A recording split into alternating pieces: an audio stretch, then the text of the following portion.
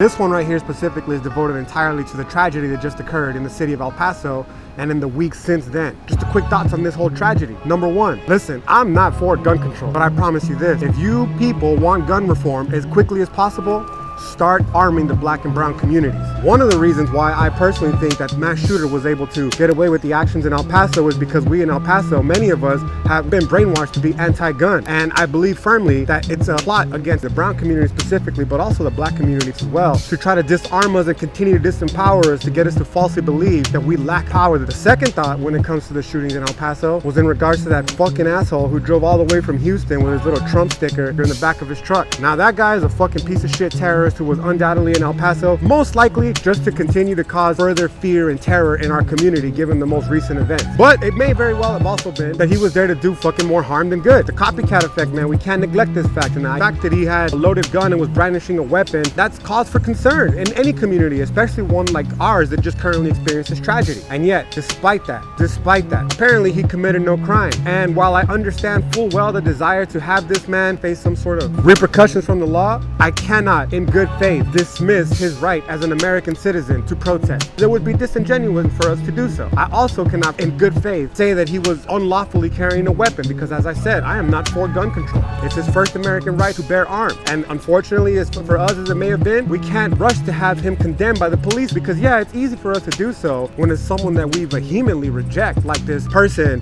who was at the El Paso vigil, the gun and all that. I call this the Alex Jones effect. The same occurred when Alex Jones was banned from social media. And it was very easy for us to jump on the train and have him banned because it's fucking Alex Jones, right-wing conspiracy nut job. However, it's a very fine line between when they're coming from Alex Jones, when they're coming from this fucking shitstick from Houston who drove up to El Paso to mock the people at the vigil. It's a fine line to go ahead and have them have their rights and liberties taken away.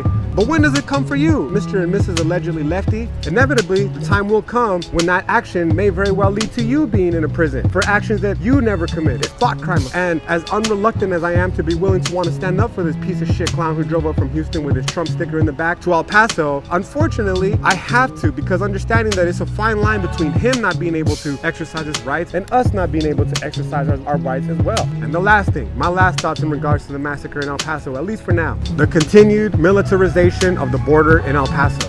After the initial shock and grief of the mass shooting wore off, I had to honestly sit down and think to myself, how in the world could something like that have occurred in our city, the allegedly safest city in the nation at one point? And as quick as it was, myself included, to jump onto the identity politics bandwagon and simply say that this was the result of this right-wing terrorist nut job who wanted to come in and instill terror in our community, I'm not going to say that that wasn't the case, but I am going to say that there's perhaps a little bit more to it than that. The identity politics, one of my biggest beef with them so far, finally came crystal clear to me when I understood that it's a tool. It's a tool that has been weaponized by the people who are trying to control the narrative, who know full well that we will react so vitriolly that we'd be willing to give away any of our liberties in the interim. And I mean, think about it. Now that the city of El Paso is in such state of terror, the increased police force and the increased militaristic force, it's just a small step towards this continued militarization of the border, and it's happening slowly but surely. And the gun right, that's always the first step to go. And once they take the guns away, historically speaking, we have Germany, we have Russia, we have China, examples of this very socialist, very left-leaning government that arise to positions of power that lead to things like Nazi Germany, that lead to things like Russian famine, that lead to things like the Chinese genocide. It's a very fine line, and we have to examine it very closely lest we slide into one of those types of situations.